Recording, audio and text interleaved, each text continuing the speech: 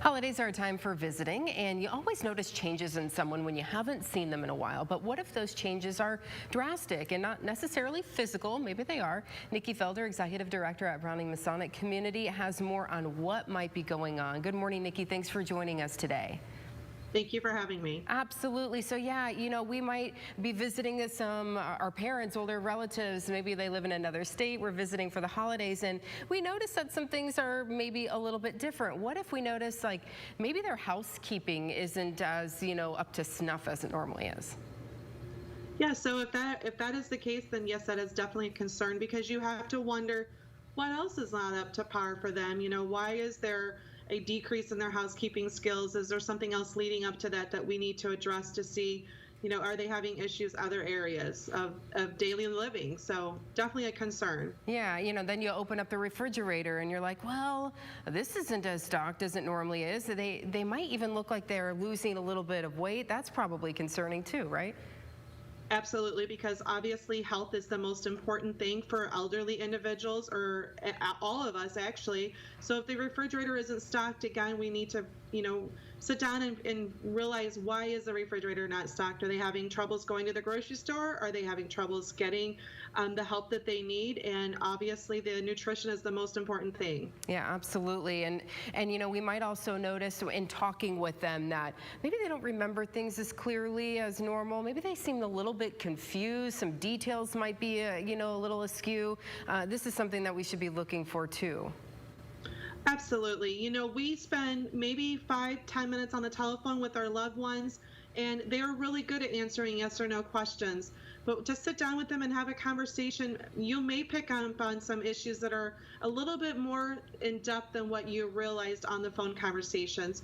Then that brings up the concern for medical.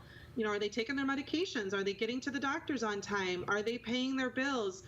What is going on inside their home that we're not seeing on a daily basis, other than that 10 minutes we spend on the phone call with them? Right. And, realistically, we may not be able to be there, every day, Right. every minute, to watch them personally and to make sure that they are taking care of themselves. So you might say we might need to get some help. And that's a difficult conversation. How do you approach that conversation with, maybe a parent or siblings? You all kind of need to be in this together. How can you folks Sure. help them through that? Well, what we would do is we would probably have the family sit down together and chat amongst the siblings and see what stories or what thoughts they have, compare, and then go from that point, and then maybe kind of discuss with mom. Mom, we've been noticing a few things here and there, and we are concerned as a family, and we would like to maybe look at what our next options are in getting you the help that you need. And so you're safe, and we all feel safe and comfortable when we leave here and go back to our home. So, safety is definitely the number one concern. And, the conversations are hard, but, there are definitely opportunities out there to get the help that they need for their loved ones. Yeah, and you all can help in that avenue. If folks Absolutely. want to reach out to you, learn a little bit more, how can they do that?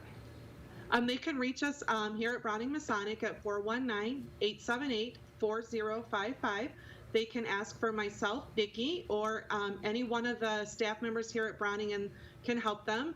And we would be happy to discuss with them, what options we have for loved ones, what our process is for moving in, et cetera. And, let them understand that we are not, we're not a nursing home type facility. We are an assisted living facility, so we still thrive on having them keep their independence and stay as free as they can while they're with us, but getting the care that they need. Yeah, making sure they're safe, as you said, is the biggest concern. We want to make sure they're safe, and if you approach it that way, delicately, we want to keep you safe. We want to, that's a good way to go. Nikki, thank you so much for joining us this morning. As you mentioned, this is the time of year we might be checking in and learning a little bit more about our loved ones than we knew before. So thank you so much this morning. We appreciate it.